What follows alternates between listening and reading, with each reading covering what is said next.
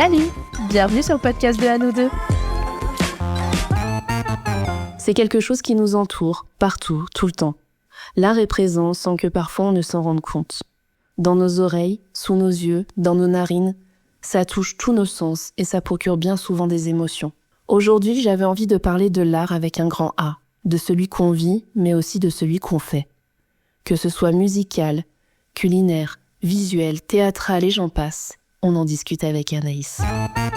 Salut à tous, bienvenue dans ce nouvel épisode du podcast. Aujourd'hui, je suis hyper contente de vous présenter et de faire cet épisode avec Anaïs.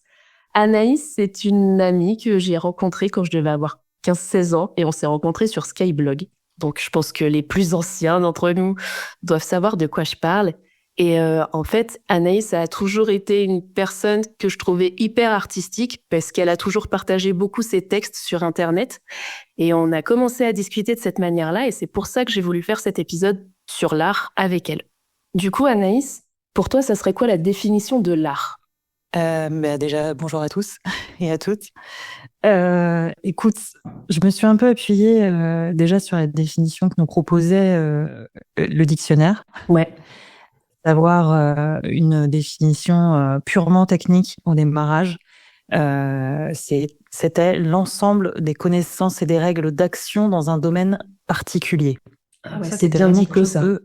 De très, très technique.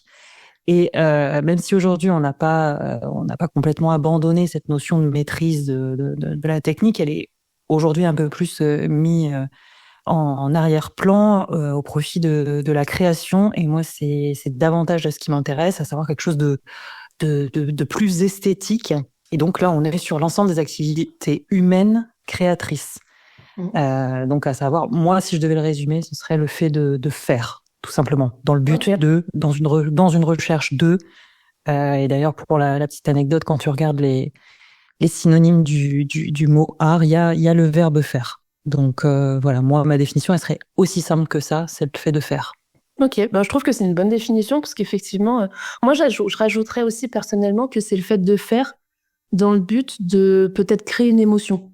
Ou tu vois, de présenter quelque chose dans le but de dénoncer ou tu vois, de faire dans le but de, je sais pas, de générer quelque chose, tu vois. Ouais, bien sûr, ouais. Mais je suis assez d'accord avec ta définition et le dictionnaire, par contre, est très, très, très, très fermé, je trouve. Oui, on va dire qu'ils ont posé des bases, quoi. Ils ont posé les bases. Heureusement qu'aujourd'hui, ça a un petit peu évolué. Ça permet à plus de gens de s'approprier l'art. Plutôt que de rester sur quelque chose en effet de purement technique, à savoir t'apprends les bases pour dessiner et puis tu dessines. Là c'est vrai qu'on peut dessiner sans avoir appris à dessiner. Carrément, mais je me souviens quand ce que tu me dis, ça me fait penser que en terminale, je sais pas si tu te souviens, on avait les TPE. Je crois que ça s'appelait comme ça. Tu sais, c'était des gros exposés qu'on devait présenter en première ou terminale, je sais plus.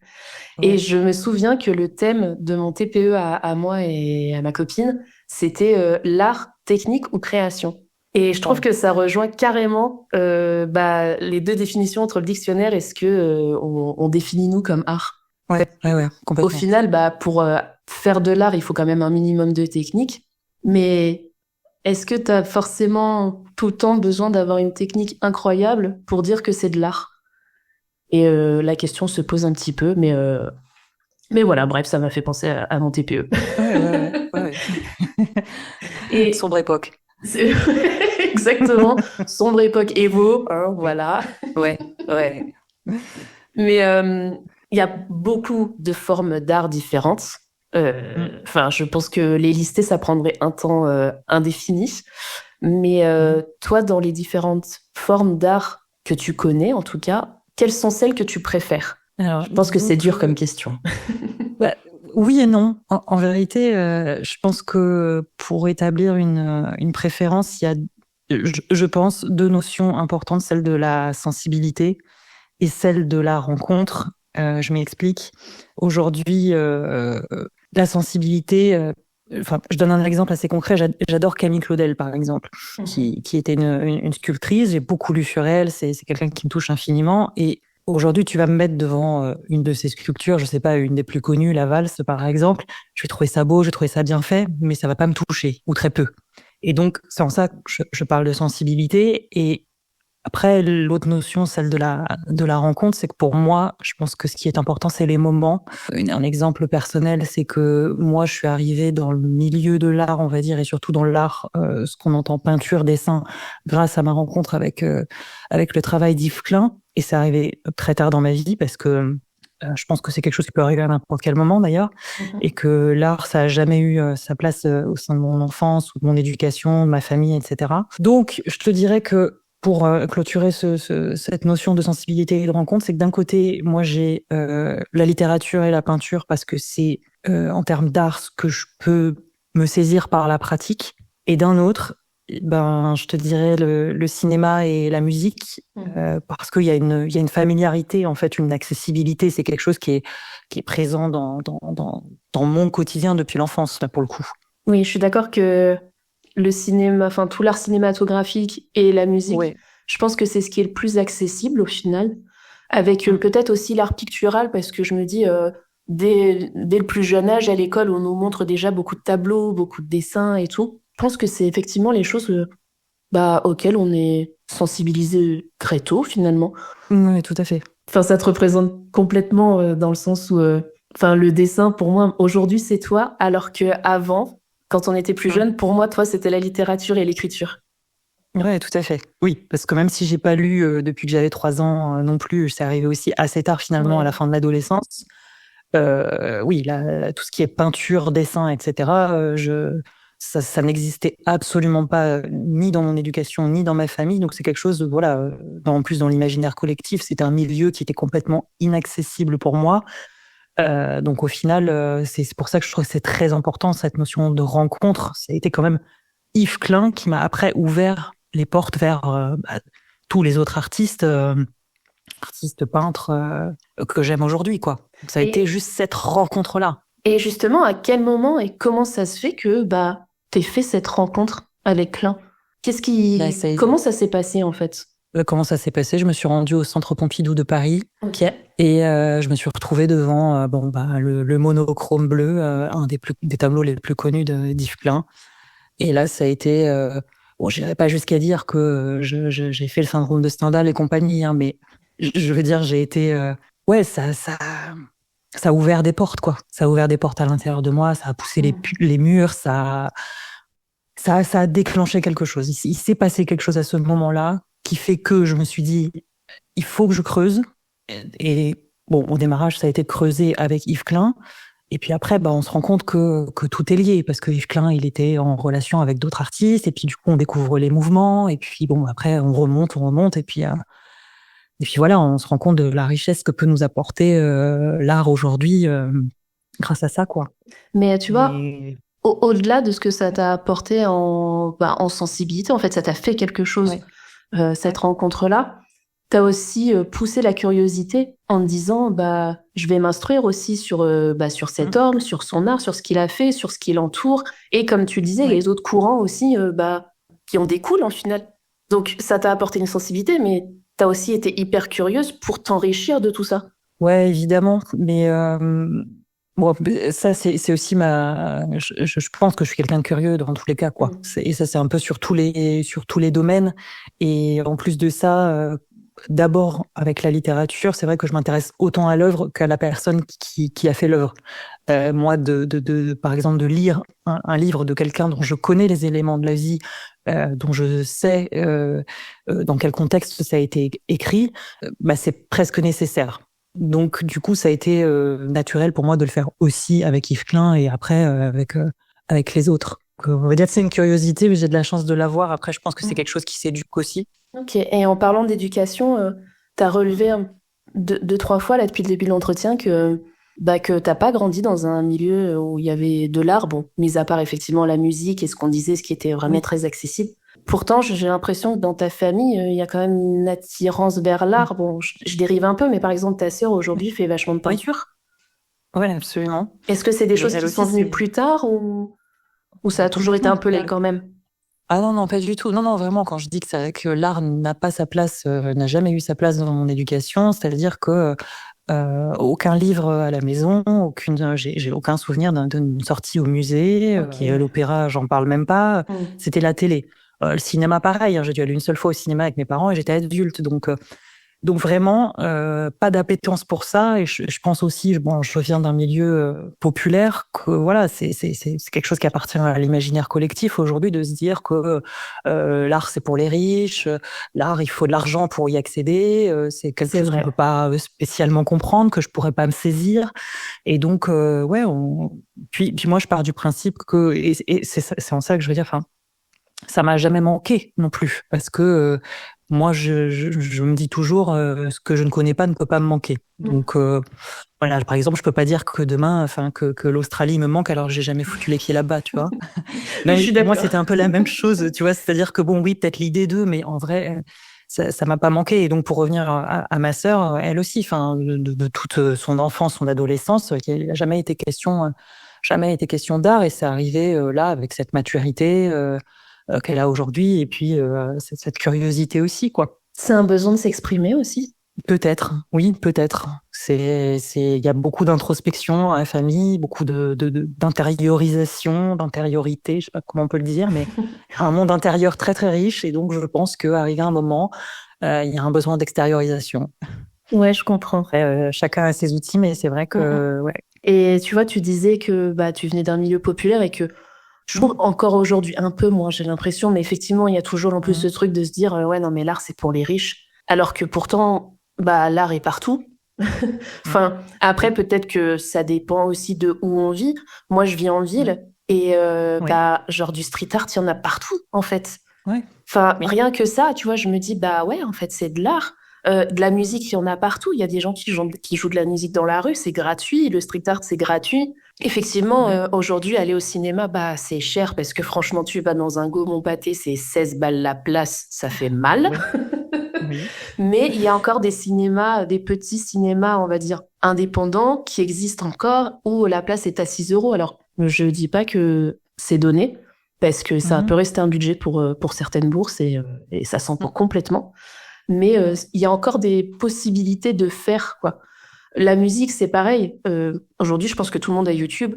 Tout le monde peut avoir accès à la musique gratuitement. Même rien que la radio, en fait, c'est gratuit. Donc, la musique, c'est un accès facile et gratuit. Mais il y a certaines formes d'art qui, effectivement, même moi, à mes yeux, et dis-moi ce que tu en penses, qui me semblent encore trop chères. Je pense, par exemple, au musée, à l'opéra, aller voir des expos bien particulières, ou même acheter des œuvres d'art, en fait. Ça me semble impossible. Et quand je parle d'œuvres d'art, bah, effectivement, je parle de tableaux ou de sculptures. Et ça, c'est des choses où j'ai l'impression que consommer l'art est accessible. Par contre, bah, l'acheter, c'est impossible. Alors, l'acheter, en fait, ça dépend ce que tu veux acheter. Évidemment que si demain tu veux La Nuit étoilée de Van Gogh, je vais te dire, bon, oui, c'est extrêmement cher et c'est quasi impossible que tu le possèdes. Alors, désolée, mais moi, je l'ai fait en peinture numérotée. Je l'ai payé 15 €. Ah là, oui. Alors, voilà, c'est possible, ok. C'est pas Van Gogh, c'est moi, mais c'est pareil. Oui. Non, mais oui, de toute façon, je suis d'accord avec toi sur le fait que l'art c'est cher, à voir c'est cher, ça a un coût, parce qu'il faut rémunérer toutes les personnes qu'il y a autour de ce qui est proposé, même si en effet il existe des prix spéciaux quand tu as moins de 25 ans, quand tu es au RSA, ou etc. Mais oui, il y a un vrai problème, parce que tu as abordé plusieurs points, mais sur le fait que, vu que ça a un coût, je pense que dans la vie de certaines personnes, ça peut aussi être considéré comme très secondaire, surtout quand on n'y a pas été habitué. Tu vois, moi, ce qui a été mon cas, c'est que quand tu ne sais pas ce que ça peut t'apporter d'entrer au musée ou même d'aller au cinéma, même si le cinéma, il est à 6 €, tu vois, je veux dire, tu as 6 € dans la poche.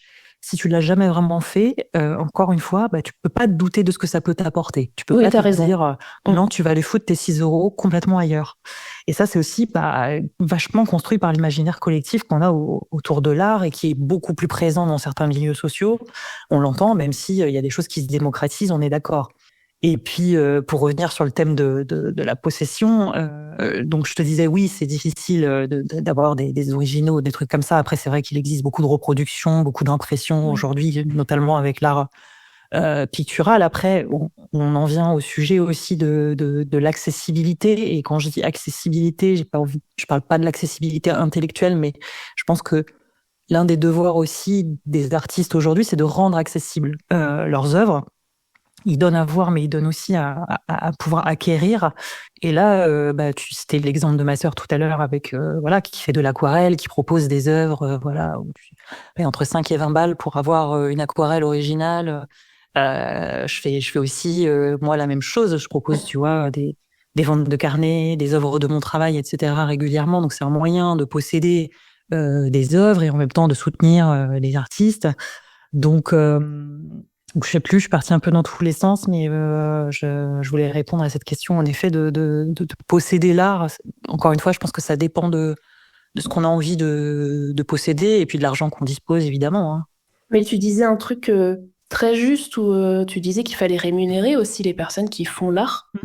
Et ça, je suis complètement d'accord. Et je pense aussi que il y a certaines œuvres qui sont très chères parce que on part aussi un peu du principe de se dire c'est cher, c'est rare. Enfin, c'est rare et du coup, c'est cher, quoi.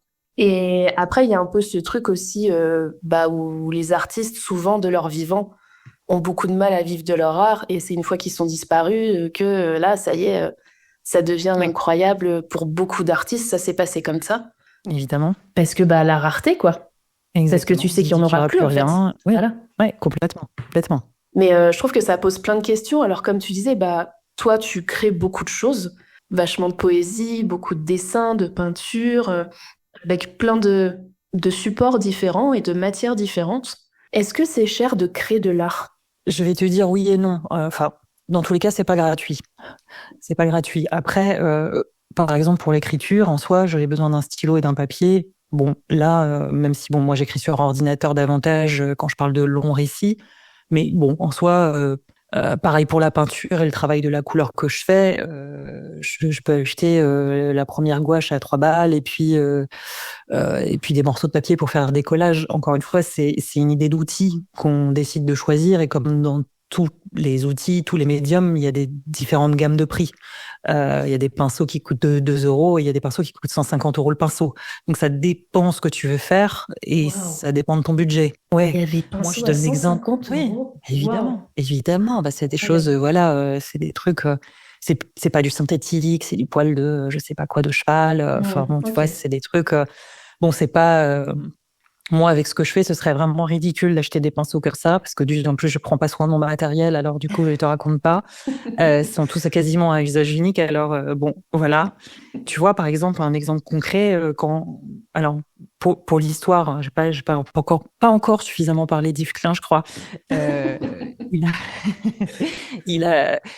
Donc lui, le bleu qu'il a créé, c'est une marque qui est déposée, donc il y a un numéro solo, etc. C'est quelque chose qui est interdit à la vente aujourd'hui, c'est-à-dire tu peux pas acheter du bleu Klein dans le commerce, mais tu peux tenter de le refaire. Et donc, moi, je m'étais rendue chez le marchand de couleurs à Paris, Adam, qui lui propose le mélange officiel de Klein. Donc, tu as des pigments, tu as du liant et tu as de l'alcool. Néanmoins, t'as pas la recette. Tu sais pas exactement quel est le pourcentage de telle ou telle chose. Le dosage.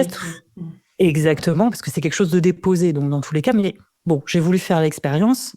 C'est un kit qui coûte une centaine d'euros quand même, tu vois, juste pour tenter de recréer le bleu, et puis tu fais 2 toiles avec ou un pan de mur.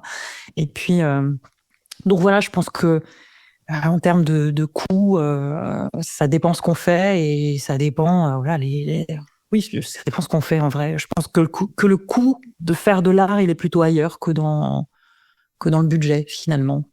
Il serait où? Je pense que c'est une question de.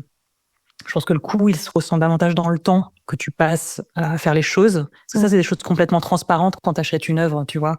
Tu te dis, tu payes l'œuvre, mais au final, non, tu payes aussi les idées de la personne, tu payes le temps qu'elle a passé dessus, l'énergie, les sacrifices, l'impact que ça peut avoir sur certaines relations, de faire de l'art aussi quand tu écris, la santé mentale. Enfin, bon, bref, je pense qu'il y a un tas de choses incalculables qui finalement sont un peu plus importantes selon moi que le coût financier finalement de l'art quand tu le crées. Ouais, pour toi, il y a un réel coût humain. Ouais, complètement.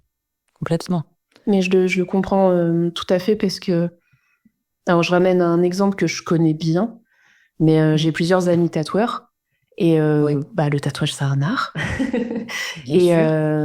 Et c'est vrai que bah, souvent, les clients ne se rendent pas compte en fait que tu ne payes pas juste ta séance de tatouage. En fait, tu payes aussi bah, toute la partie réflexion autour de ton projet, tous les brouillons que le tatoueur a fait pour arriver au dessin final. Bon, et je parle même pas bah, des produits, des encres, de la machine, des aiguilles, du local, etc. Mais effectivement, c'est vrai que parfois on se rend pas compte. Je pense que bah, quand on achète un dessin à quelqu'un, on n'achète pas juste un dessin, on achète en fait un bout de lui, quoi. Oui, exactement. Puis tout le chemin aussi qui l'a amené à faire ça. Je veux dire, voilà, moi, l'utilisation, je sais pas, le collage aujourd'hui, bah, ça a été, c'est pas, je me suis réveillée un matin, je me suis dit, je vais faire du collage. Non, c'est des tas de réflexions, c'est la découverte des collages de Nicolas de Staël, c'est du temps que tu passes finalement à te construire toi en tant qu'artiste pour après proposer une œuvre. Après, voilà, c'est encore une fois tout ce travail invisible que parfois il faut rappeler et que certains sont capables de voir heureusement, mais oui, je pense que le coup il est davantage là, en tout cas avec moi l'art que je pratique, disons. Ok, mais tu vois, tu disais tout à l'heure que parfois, il y a peut-être un peu trop de reproduction aussi, et que l'art c'est un peu devenu un produit de consommation. C'est vrai que, en fait, je sais pas où est la limite, je sais pas si c'est bien ou si c'est mal, mais parfois je me dis, mais il y a tellement de reproduction, mais sur tout type de matériaux. Enfin, parfois, tu sais, tu vas retrouver des choses sur, enfin, je sais pas, j'arrive pas à trouver un exemple là qui me vient. Tu sais, tu parlais de La Nuit étoilée de Van Gogh, et effectivement, le truc, tu vas le retrouver, bon, pas en tableau, d'accord, en peinture numérotée. Je suis la première consommatrice, mais En chaussettes. mais en chaussettes, exactement. Tu vas l'avoir en Oui. pull, en coussin, en panier pour ton chien.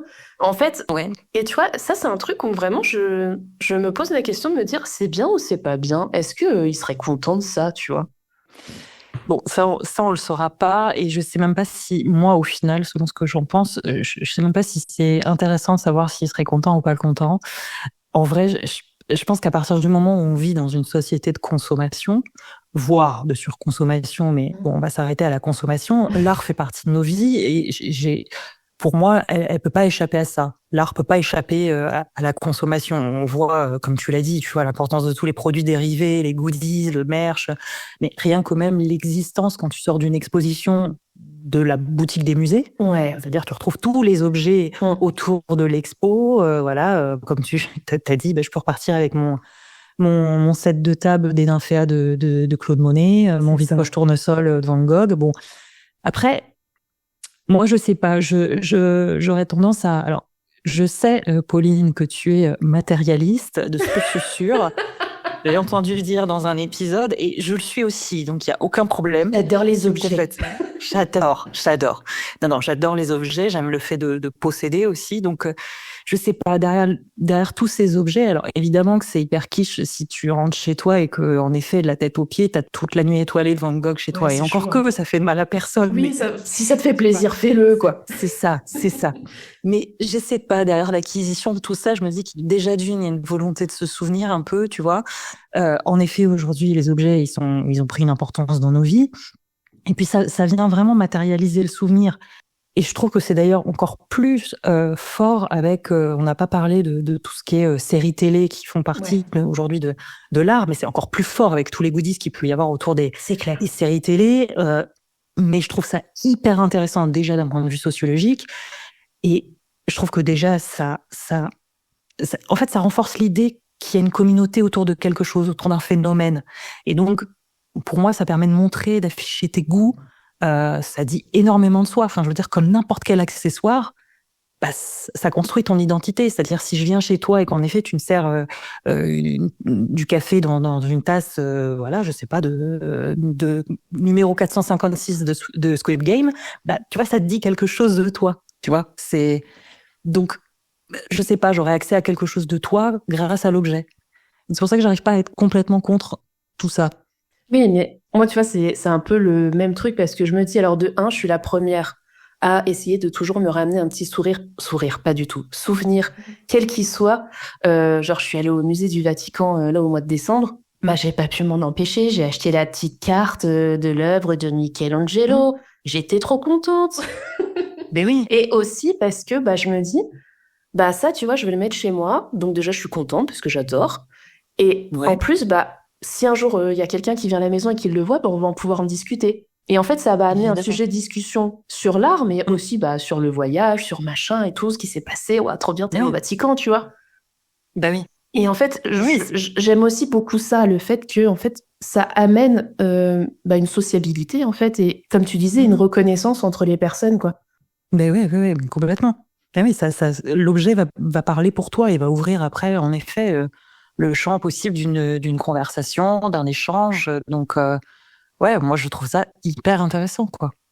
Ouais, je Donc, suis... oui, produit de consommation, mais bon, bah, voilà, société de consommation. Et donc, je trouve que je pense que c'est indissociable aujourd'hui. La surconsommation, c'est encore un sujet. Ça, on fera un podcast là-dessus. Avec joie. Et du coup aussi, bah, ce que je me posais comme question, et j'aimerais bien avoir ton avis là-dessus, c'est jusqu'où on peut aller pour appeler une œuvre d'art. Dans le sens où, Mm. bah, par exemple, bah, tu parlais de Klein, typiquement, qui Mm. me semble a créé une toile donc bleue, alors effectivement d'un très beau bleu et tout ça, mais il y a Mhm. peut-être rien d'autre. Il me semble aussi, alors moi je ne connais pas du tout, hein, mais il me semble aussi qu'il y a d'autres artistes qui ont par exemple juste une toile toute blanche ou une toile blanche Mm. avec un jet de peinture dessus. Et Ouais, c'est ouais. des œuvres qui se vendent en plus à des milliers et peut-être même des millions d'euros. Mais Mm. c'est vrai que parfois, ça me fait poser question, tu vois, quand je vois ça, je me dis, à quel moment est-ce qu'on peut le considérer comme de l'art? C'est sans aucun jugement que je dis ça, hein, c'est vraiment des questionnements que je me Absolument, pose. ouais. Mais à quel moment est-ce qu'on peut se dire, ah, ça, c'est de l'art, alors que, entre guillemets, je mets vraiment des guillemets, tout le monde peut le faire. Mais ou est-ce que c'est ton nom qui fait que c'est une œuvre d'art? Voilà, parfois, je me questionne un petit peu là-dessus, tu vois, à quel moment est-ce qu'on peut dire, ça, c'est bah, de l'art, une œuvre d'art. T'en penses quoi, toi? Alors je comprends complètement tes interrogations parce que ben j'ai beaucoup discuté d'art avec des gens autour de moi au fur et à mesure des dernières années et c'est vrai que bon les définitions sont un peu on n'a pas toutes les mêmes disons et aujourd'hui quand tu regardes la définition d'une œuvre d'art et pour moi ça met fin au débat c'est que c'est le résultat d'une création artistique. Point.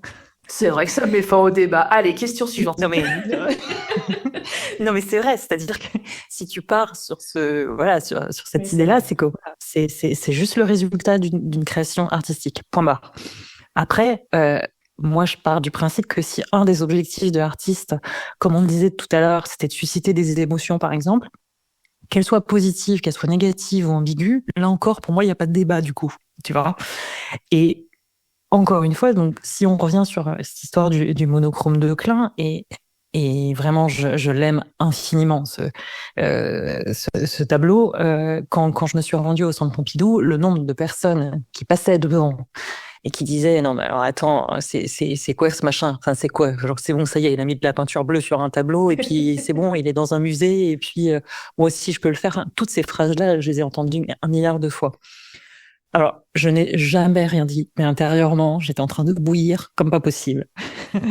Et encore une fois, c'est pas une question de jugement ou quoi, mais c'est vrai que pour la naissance de ce bleu chez Yves Klein, il faut savoir qu'il était, pour la petite anecdote historique, il était allongé sur la plage à Nice avec d'autres amis artistes et il regardait le ciel. Et en voyant le ciel, il s'est dit, il faut à tout prix que j'arrive à reproduire ça. Il a été jaloux de la couleur qu'il y avait à ce moment-là dans le ciel de Nice et il s'est dit il faut que je reproduise. Donc déjà, tu vois, t'as cette imbrication du quotidien qui est rentrée dans Klein, cette idée. Il faut savoir que Klein, il a mis des mois et des mois avant de trouver la couleur qu'on connaît aujourd'hui sous le nom du bleu Klein. Parce que et moi aussi, de ce côté-là, j'ai beaucoup testé, hein. Tu t'achètes aujourd'hui un bleu outre-mer dans le commerce, tu mets ça sur une toile, tu vas voir que entre le moment où tu le mets sur ta toile, ce bleu qui est à la fois très saturé, très lumineux, et le moment où ça sèche, bah, tu déchantes très vite. Tu te dis, bon, j'avais acheté quelque chose de très lumineux, en l'occurrence, c'est très foncé. Donc, il a fait des tas de recherches avec des tas de, de marchands de couleurs pour trouver le pigment qui allait résister après, tu vois, au séchage, etc., et garder cette luminosité. Donc ça a été déjà des mois et des mois de réflexion, de tests, avant de trouver ça. Et moi, pour avoir tenté de refaire ce mélange-là, c'est une peinture qui est pas du tout facile à appliquer. Donc, sincèrement, quand tu te mets face au monochrome d'Yves Klein, que tu vois la netteté de ce bleu, c'est-à-dire on voit rien, c'est-à-dire qu'on voit pas de traces de pinceau, de rouleau ou quoi que ce soit. C'est d'une difficulté extrême, tu vois. Et puis, je sais pas, il y a toute cette recherche artistique. C'est toujours cette question de, voilà, est-ce que l'art, c'est juste technique?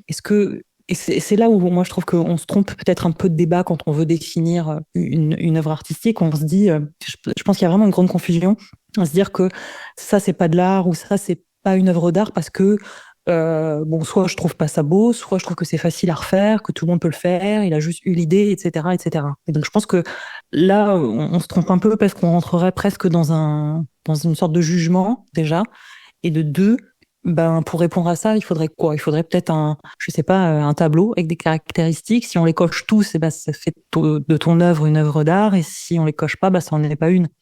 Bon, moi, vraiment, j'ai un peu laissé déborder sur le sujet, mais moi, vraiment, je suis absolument d'accord avec l'idée que c'est juste le résultat d'une création artistique. Non, mais je trouve que tout ce que tu dis est hyper intéressant et effectivement, en fait, tout ce que tu peux créer et à partir du moment où, comme tu le dis, bah, ça crée une émotion ou t'as acquis une certaine technique. Ouais. Moi, j'ai aussi, alors je l'ai dit pour un peu bousculer tout à l'heure, mais j'ai vachement de mal avec cette réflexion de non mais ça va, c'est facile, moi je peux le faire. Bah vas-y, fais-le. Oui. Fais-le, Oui, puis on va déjà. voir ce que c'est. Déjà. En fait. Oui. Si c'est si facile, pourquoi est-ce que toi tu fais pas Ouais. et lui il le fait? Moi déjà, ça, Oui, tu vois, puis c'est un truc où je me dis, bah vas-y alors. Tu vois, typiquement en cuisine, je considère que la cuisine c'est de l'art. Absolument. Alors bon, Oui. il y a différents niveaux. Effectivement, faire des pâtes, quoique faire des pâtes c'est un art aussi. Mais, mais depuis que je suis revenue en Italie, je suis très très pointue sur les pâtes. Je comprends. Mais Non, mais je suis d'accord pas- avec toi sur le fait que c'est de l'art, hein, l'art Bah culinaire. oui, et On s'éloigne, parfois, mais tu oui. sais, tu manges dans un resto, plus ou moins gastro, enfin, ça, on s'en fout. Et t'entends les gens, enfin, c'est incroyable. Enfin, moi, en tout cas, je trouve ça incroyable ce qu'on est en train de manger. Et t'as les gens à côté, oui, enfin, bon, ça va, c'est ça et ça et ça. Bah, vas-y, fais-le, et puis invite-moi, on en discute, tu vois. Ouais, bien Enfin, sûr. ça, c'est trop facile, en fait, de dire ça. Et comme tu le dis pour le bleu de Klein et son œuvre, enfin, je trouve ça hyper bien que tu dises, toi qui l'as vu de tes yeux vus je ne sais combien de fois, de dire c'est hyper net, on ne voit pas de coup de pinceau, on voit aucune matière. Enfin, et je trouve que c'est important de le dire parce que oui, en fait, quand on fait de la peinture ou enfin de la création avec de l'aquarelle ou même de la pastel, des crayons et tout, mais en fait, c'est compliqué. C'est compliqué de faire un truc qui fasse propre, si on a envie que ça soit propre, mais qui soit sans trace, qui soit comme on imagine, comme on en a envie, trouver le bon ton. Enfin, bah vas-y, fais-le. Moi, je sais que j'ai aucune patience pour ce genre de choses, tu vois. Mais je trouve ça incroyable, en fait, ce qu'on peut faire. Enfin, la persévérance, en fait, dont dont les artistes, en fait, font preuve pour faire ce qu'ils ont besoin de faire. Je suis complètement d'accord avec toi. C'est toute l'idée que t'as quelque chose qui existe à l'intérieur de toi et tu vas faire une démarche pour que ça puisse exister à l'extérieur. Et que ce soit accessible après. Voilà, exactement. Exactement. Autre qu'avec la parole, même si avec les mots, ça passe très bien aussi. Et je trouve que c'est ça aussi qui est beau dans l'art, c'est que on a envie d'exprimer autrement que par ce dont on a l'habitude, entre guillemets. Je pense aussi à la danse, tu vois, je trouve ça incroyable qu'il y a les danses, enfin, l'art de la danse. Ouais, le cirque, ouais. Enfin, bref, il y a tellement de formes différentes d'expression, en fait, de ces émotions ou de ces engagements, etc.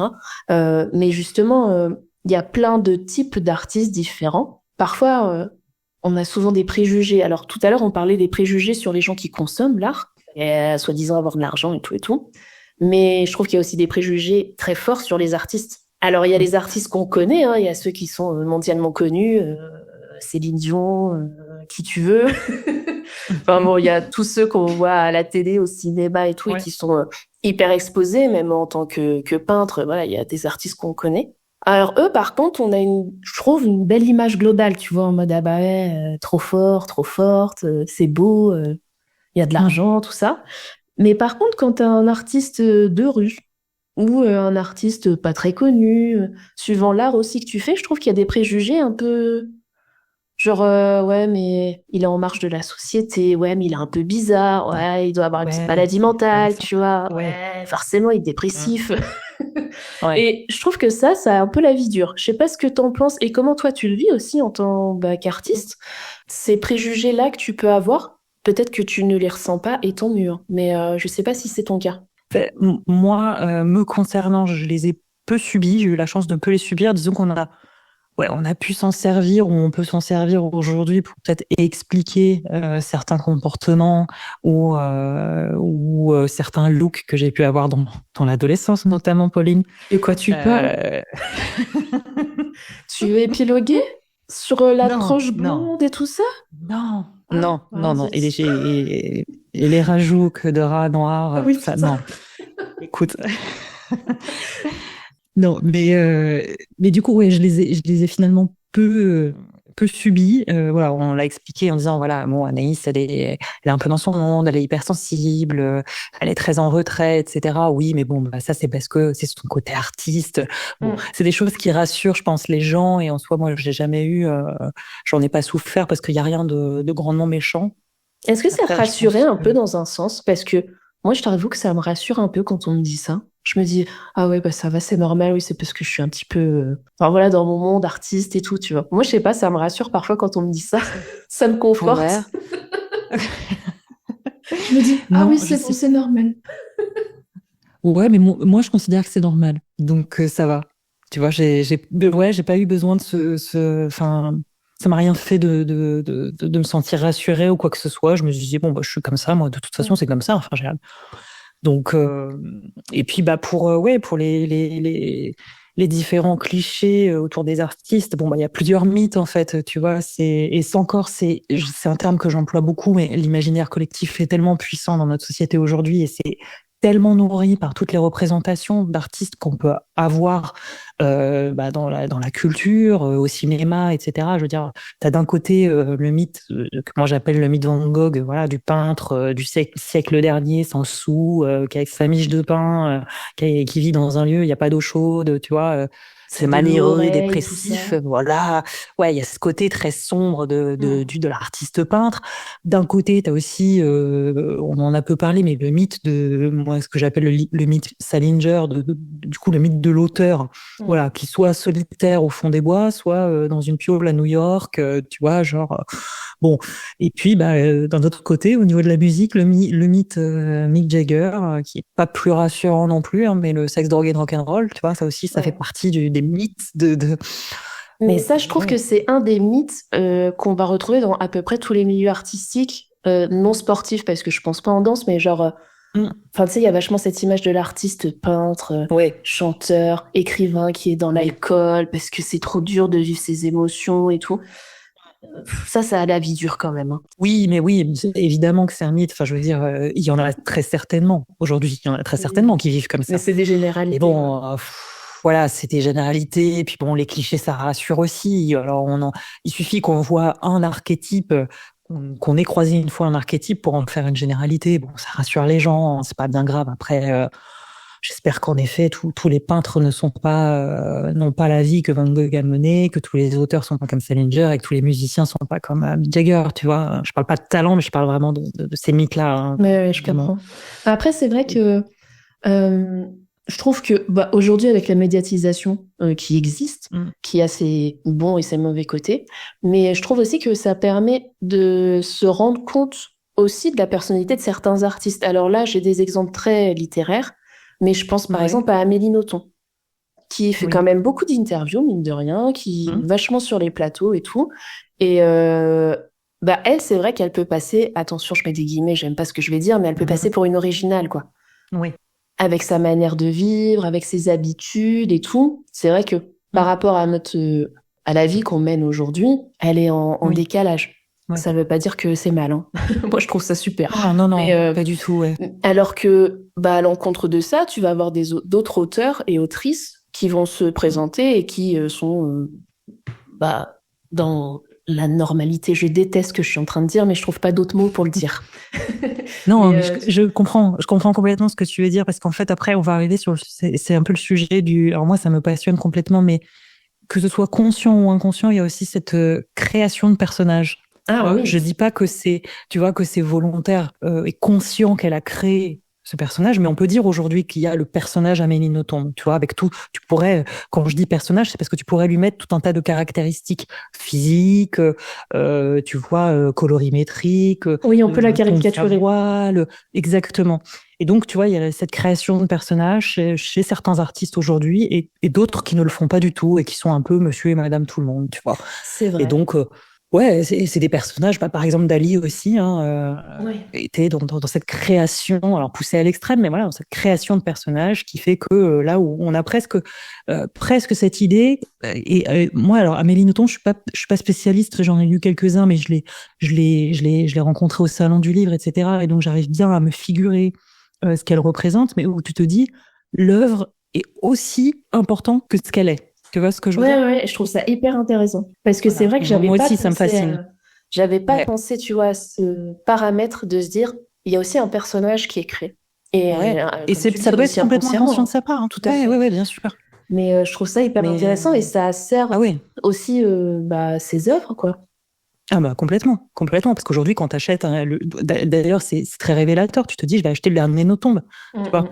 Et donc, tu te dis pas le titre. Enfin, si tu peux le dire, mais je veux dire, bon, t'achètes Nothomb, Oui, t'achètes c'est une vrai partie que de Nothomb, t'achètes le, son identité. le titre est limite anecdotique, en fait. Oui, Tu te dis complètement. juste, j'achète effectivement Ouais, ouais. ce que Bah, cette femme fait, quoi.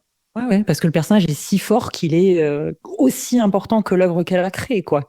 Donc voilà, dans la construction de l'imaginaire collectif, Amélie Nothomb, voilà, même pour les gens qui ne l'ont jamais lu, ils pourraient te dire des Oui. choses sur elle, tu vois. À quoi elle ressemble. Donc ouais, Tout à fait. exactement. Donc non, ouais, je trouve ça passionnant, franchement passionnant. Et je voulais aussi aborder un sujet hyper important, enfin en tout cas je trouve méga important, c'est la censure de l'art. Ouais. Parce que là on parle de l'art qu'on connaît, qu'on voit, qu'on accepte, qui est ok et tout et tout. Mais l'art c'est aussi, comme on le disait, un moyen d'expression et de dénonciation de plein de choses.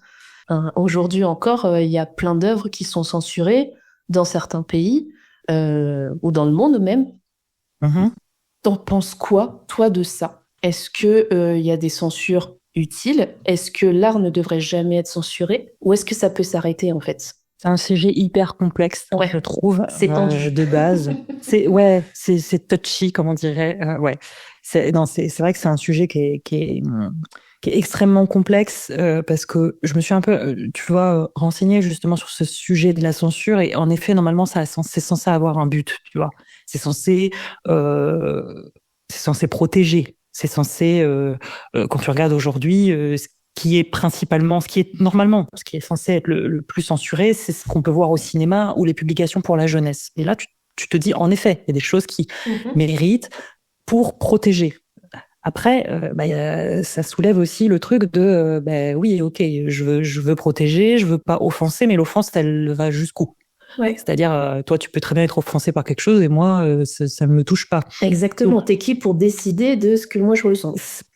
Ouais, franchement, c'est très complexe. Je pense qu'il y a des choses sur lesquelles la Terre entière pourrait être d'accord, sur une censure, tu vois, où on se dit, bon, bah, là, en effet, on est sur un sujet où il faut protéger, je sais pas, des mineurs, sur la diffusion de telle ou telle chose. Mais après, sur le reste, sincèrement, surtout dans le milieu de l'art, waouh. Et encore plus avec les réseaux sociaux, etc., où c'est vraiment complexe. Je dis pas que l'art ne devrait pas être censuré parce que pourquoi on pourrait se censurer je veux dire, ça fait partie de la vie, donc il y a forcément des dérives aussi dans le milieu de l'art. Néanmoins, vraiment complexe. Après, en plus, je trouve que la censure est de plus en plus difficile parce que, comme tu le disais avec les réseaux sociaux, aujourd'hui, c'est chaud de censurer. Alors, bon, les plateformes font en sorte de censurer certaines choses qui ne devraient pas forcément l'être parfois. Je pense par exemple à la nudité sur Insta où franchement, sur Instagram, la nudité, en fait, tu comprends pas. Il y a des trucs, ça devrait être censuré et d'autres qui ne le devraient pas et qui le sont. Mais bon. Donc, je trouve que c'est encore quand même difficile. Mais, en fait, j'ai l'impression qu'avec le monde d'Internet, la censure, elle existe plus trop. Tu peux tout retrouver sur Internet, en fait. Enfin, j'ai l'impression. Quand même, Ouais, bah, il y a quand même déjà beaucoup enfin, je veux dire, le travail des associations contre le racisme, pour le féminisme, etc. Enfin, la liste est longue. Eux, ils font un travail incroyable parce que on peut le dire. Avant, la censure, c'était principalement l'État, l'Église. Aujourd'hui, enfin, la censure, c'est les médias, quoi. C'est les médias et les associations, principalement les sites, les journaux, etc. Et donc là, oui, il y a plein d'exemples où ils sont intervenus et où les choses ont été censurées. Je prends l'exemple de la rétrospective Polanski qui était normalement prévue à la Cinémathèque. Bon, grâce aux associations, ou grâce, ou enfin, tu emploies le mot que tu veux, ça a été annulé. Donc là, l'art subit encore, oui, énormément la censure. Après, l'algorithme, c'est encore autre chose avec les réseaux sociaux parce qu'en effet, ben, c'est complètement arbitraire, j'ai envie de dire. Moi, j'ai été une fois victime de la censure sur mes réseaux et pourtant, oui, absolument. C'était sur quoi? J'avais fait une série de photos avec de la peinture bleue. Alors, j'étais en culotte. Mais rien n'était visible. Mes bras avaient une certaine position qui fait que l'on voyait même pas ma poitrine, c'est-à-dire on la devinait même pas. Donc j'avais une position plus ou moins artistique, j'avais de la peinture bleue sur les épaules. La première fois que je l'ai postée, elle a été retirée immédiatement. Et ensuite, quand j'ai voulu booster ma publication, ce qui m'arrive de temps en temps de vouloir mettre en avant certaines publications, et ben Instagram me l'a retirée de ce système pour booster parce qu'elle a été jugée pornographique. Oh waouh, voilà. Donc, et à côté de ça, tu vois, moi, je reçois 1 milliard de gens qui me suivent, c'est des bots ou des trucs au fin fond de la Russie, de comptes avec des armes, des trucs comme ça que je passe mon temps à signaler et où Instagram ose me répondre, ce compte n'enfreint pas les règles.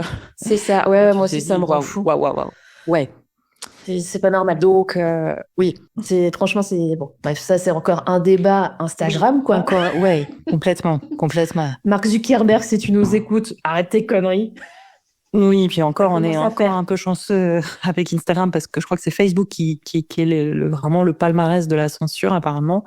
C'est là où un nombre incalculable d'œuvres sont complètement interdites. Je prends l'exemple le plus connu qui parlera à tout le monde, mais L'Origine du monde de Courbet, qui est quand même une œuvre publique qu'on peut voir dans un musée. Tu te rends dans un musée, tu le vois, tu peux voir des reproductions sur Internet, n'importe quoi. Sur Facebook, cette œuvre n'a pas loin d'apparaître. Donc, incroyable. Voilà, non, mais vraiment, c'est bon. Mais c'est dans le monde entier ou c'est que dans certains pays? Ah non, c'est dans le monde entier. Cette œuvre n'existe pas. Waouh. Ok. Voilà. Donc voilà, c'est. Alors qu'on interdise Mein Kampf, je suis d'accord. Ben voilà, c'est ce sujet. Tu vois, c'est le sujet il se pose où le curseur. C'est compliqué parce que. Là, c'est hyper personnel. Hein. Ah oui, ok, il y a peut-être des choses qui mettront tout le monde d'accord, mais encore que, je me pose la question, parce que là, tu cites l'exemple justement de Mein Kampf, mais je suis certaine que, même à 100%, qu'il y a des gens qui voudraient que ce soit pas censuré, et donc, au final, compliqué, on est sur un travail, est-ce que l'art a un rapport avec la morale, quoi? Bah tiens, c'est une bonne question, ça. Ah ouais. Allez, c'est parti, on prend 2 heures, et puis on y va. Non, mais effectivement, de toute façon, je trouve que c'est ce qui est hyper intéressant avec ce sujet-là, c'est que vu que c'est l'art, ça concerne les hommes en fin de compte et leurs émotions et la société aussi. L'art peut être tout en fait. Ça peut être corporel, ça peut être politique, ça peut être. Enfin, c'est tout est art. Enfin, tout peut l'être en tout cas. Ouais. Et forcément, en fait, du coup, ça fait poser énormément de questions. Et ça soulève plein de sujets, plein de questionnements, et je trouve que c'est ça qui est aussi hyper passionnant. Et je voulais terminer un petit peu l'épisode aussi pour parler un peu des nouvelles formes d'art. Alors bon, même si ça va rester aussi très succinct par rapport à la réalité, parce que je pense qu'on pensera pas à tout. Mais tout à l'heure, j'en parlais un peu, mais voilà, l'art du tatouage, qui n'est pas nouveau, parce que déjà, les Égyptiens se tatouaient, mais dont on parle beaucoup plus et qui s'est vachement démocratisé aujourd'hui, mais ça, c'est un art aussi qui est nouveau. J'allais noter aussi tout ce qui est graphisme, les personnes qui vont travailler, par exemple, pour les jeux vidéo. Tout ce qui va être animation aussi. Bon, là, on parle beaucoup en ce moment de la série Arcane, qui est vraiment... c'est vrai que visuellement, moi, je la trouve incroyable, cette série. Et quand tu dis... tous les corps artistiques qui travaillent justement sur ce genre de projet, c'est juste fou. Et sur les jeux vidéo, c'est pareil, en fait. Il y a des musiciens, il y a des graphistes, il y a des scénaristes. Enfin, moi, je trouve ça fou et je trouve ça génial que on en voit de plus en plus et que ça soit aussi reconnu de plus en plus. Oui. Est-ce que toi, tu avais d'autres idées de ces nouvelles formes, entre guillemets, d'art qui peuvent arriver aujourd'hui? Alors, je suis complètement d'accord avec toi sur le jeu vidéo. C'est impressionnant. Grâce aux évolutions techniques et technologiques, ce qu'on est capable de faire aujourd'hui, tu peux pas dire que c'est pas des chefs-d'œuvre. Tu vois, il y a un réalisme incroyable. Et puis, c'est surtout, et c'est ce qui, je pense, a fait basculer le truc aussi en dehors de toutes les équipes qu'il y a autour. C'est qu'aujourd'hui, il y a une importance des émotions dans les personnages qui sont proposés. Tu vois, on n'est plus sur juste un personnage qui est bien fait. Et je veux dire, je m'appuie. Je ne sais pas si tu y as joué ou quoi, mais par exemple. Aux jeux vidéo The Last of Us, quand tu joues à ce genre de jeu, tu finis par t'attacher aux personnages. On leur a amené des qualités des êtres humains aujourd'hui. Voilà, toute la dimension psychologique rend aujourd'hui les jeux vidéo incroyables. En termes d'autres idées, je pense à l'art numérique. Quand on pense aux lieux comme l'Atelier des Lumières à Paris ou le bassin des Lumières à Bordeaux, ces projections dans des pièces, tu vois, d'œuvres d'art, moi je trouve ça incroyable, très intelligent, parce que ça permet d'amener l'art autrement et de toucher un nouveau public. Moi, j'ai eu une fierté, c'est que tu vois, mon père n'avait jamais foutu les pieds dans un musée ou quoi que ce soit, et quand il est venu me voir un jour, quand je vivais sur Paris, je l'ai emmené à l'Atelier des Lumières et on a passé une demi-heure dans les œuvres de Van Gogh et ça a été incroyable. Ça a été incroyable. Et pour lui et pour moi. Et donc, tu vois, ça permet une démocratisation de l'art qui est hyper importante. C'est vrai que c'est devenu... il y a de plus en plus de salles et de musées où c'est sensoriel, en fait, où tu peux ressentir des odeurs, voir en même temps le jeu de lumière, comme tu le disais. T'as même des musées où, tu sais, t'as du toucher. Tu peux avoir différentes textures et tout. En fait, j'espère que c'est pas rabaissant ce que je vais dire, mais tu sais, ça me rappelle vachement les livres pour les enfants où t'as plein de textures différentes et tout. Et en fait, ça fait trop du bien, quoi. Et c'est agréable et c'est vrai que ça te fait ressentir un autre genre d'émotion finalement. Ouais, c'est une expérience complètement. C'est immersif, c'est participatif. Et donc là, tu y vas pour vivre une expérience. Et oui, en effet, l'art, c'est le thème. Néanmoins, tu vis autre chose. Et donc, en effet, les gens c'est plus simple pour eux de s'approprier ça plutôt que se rendre dans une galerie où il y a deux tableaux qui se battent en duel sur un mur blanc et une femme sur son bureau derrière dans un silence. Enfin, tu vois, je veux dire, sur le papier, c'est pas la même chose, quoi. J'ai rien contre les galeries, j'adore. Non, mais j'adore. Hein. Mais voilà, c'est pas du tout la même expérience, quoi. Et je pense que on est dans un monde qui bouge et je pense que c'est nécessaire de bouger avec, quoi. Ouais, mais c'est vrai que tout évolue tout le temps. C'est en mouvement constant. Et il y a une question qui me pop. Donc j'avais dit que là c'était la dernière, mais en fait j'en ai une autre qui vient de me popper. Tu as vécu à Paris pendant longtemps. Maintenant tu n'y vis plus. Est-ce que tu ressens un manque au niveau de l'accès à l'art par rapport de quand tu vivais à Paris? Parce que c'est vrai qu'à Paris c'est hyper accessible. Oui, il y a tout. Oui. Non, évidemment, si on part de l'art dans les lieux fermés, de type exposition, salle de concert, etc. Bien évidemment, je veux dire, là, je suis dans une ville dans le sud de la France qui, en effet, n'a pas la même capacité à proposer de l'art, même s'il y a des musées, même s'il y a des expos, même si les artistes locaux font des choses.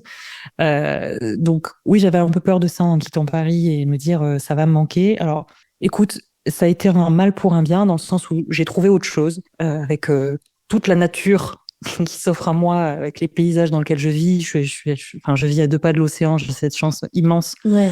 Donc en fait, je me suis remplie d'autres choses. Et puis je suis à 4 heures de Paris en train, donc là encore une fois, tu vois, ça me rassure aussi, c'est accessible. Je me dis si j'ai envie de me faire un week-end, je me fais des expos et tout, j'y vais. Et puis quand je dis ça a été un mal pour un bien, c'est que ça m'a permis, en fait, j'ai eu l'impression que pendant ces 10 ans que j'ai vécu à Paris, c'est comme si je m'étais nourrie.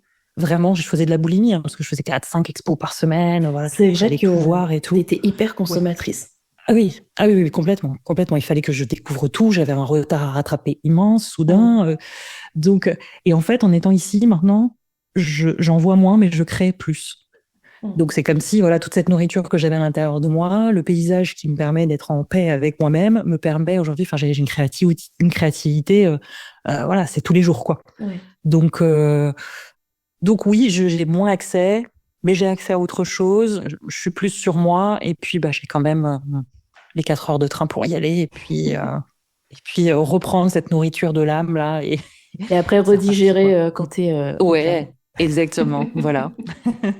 Super. Est-ce que tu peux Voilà. nous rappeler le nom de ton Instagram pour que les personnes qui nous écoutent puissent aller découvrir ton travail? Absolument. Alors, c'est mon prénom, mon nom de famille, donc Anaïs. Alors, si on prononce à la française, c'est Swiatek, Swiatek. Et bon, si vous avez envie de savoir le prononcer en polonais, c'est Swiatek. Voilà. Et en plus, on a un cours de polonais. Ouais. Super. Et en tout cas, je te remercie beaucoup pour cet échange, Anaïs. C'était vraiment super. Merci à toi, Pauline. J'espère qu'aux auditeurs, ça a aussi plu. N'hésitez pas à aller découvrir le travail d'Anaïs parce qu'elle fait des choses très douces, très belles. C'est hyper poétique. Si vous aimez le bleu et le jaune, allez-y. Vous allez pas être déçus. Et puis, je vous dis à bientôt pour un nouvel épisode. Merci d'avoir partagé ce moment avec nous. Si cet épisode vous a plu, n'hésitez pas à en parler autour de vous et sur les réseaux sociaux. Et pour rappel, le podcast à nous deux, c'est un mardi sur 2.